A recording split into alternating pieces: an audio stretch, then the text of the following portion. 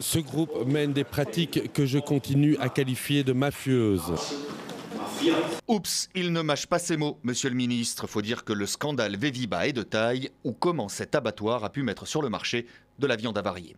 Alors comment sont organisés les contrôles de l'Agence fédérale pour la sécurité de la chaîne alimentaire? Mais que fait le gendarme sanitaire? L'entreprise n'a jamais été prévenue qu'elle allait être contrôlée. Jamais, on ne peut pas, il y a des procédures, tout ça est vérifié, tout ça est audité. Un témoignage anonyme jette le trouble sur ce que vient de dire le porte-parole de l'AFSCA. C'est arrivé d'être prévenu quelques jours avant et quelques jours avant la date du contrôle. Cette femme, qui conduit une grosse camionnette, a été captée par les caméras 5 jours différents. D'autres voleurs prennent des sacs sans même regarder ce qu'il y a à l'intérieur. Un soir, nos caméras l'ont même surprise dans une position plutôt gênante. La preuve que voler comporte aussi des risques. Ne riez pas, ce sont les plus pauvres que l'on vole. L'an dernier, Entraide Agapay a nourri près de 50 000 bouches. Mais cet organisme est déficitaire et son avenir n'est pas assuré.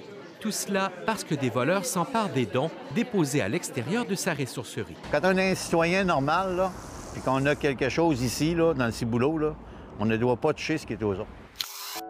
La vallée de l'Astour, un tableau du 19e siècle peint par un certain John Constable. Un tableau à la très longue histoire. Ce tableau a été spolié durant la Deuxième Guerre mondiale par le gouvernement de Vichy. Confisqué à une famille juive, il change de main plusieurs fois avant de finir à la Chaux-de-Fonds. Plus de 10 ans de procédure et les héritiers finissent par obtenir sa restitution. Mes parents, les deux, se sont battus, ils ont fait le débarquement, ils sont allés jusqu'à Vienne. Le tableau rentre donc en France, le musée suisse garde quant à lui. Son dos restera, photographié par un artiste, en mémoire du travail de restauration réalisé à la Chaux-de-Fonds. Une simple photo donc. Je me suis dit, si déjà j'en ai un, c'est un coup de peau, déjà de voir. Mais 5, ça m'a vraiment surpris. Lui, c'est l'homme qui a filmé des loups, beaucoup de loups. 3 loups sur la droite de l'image, puis un 4e et un 5e.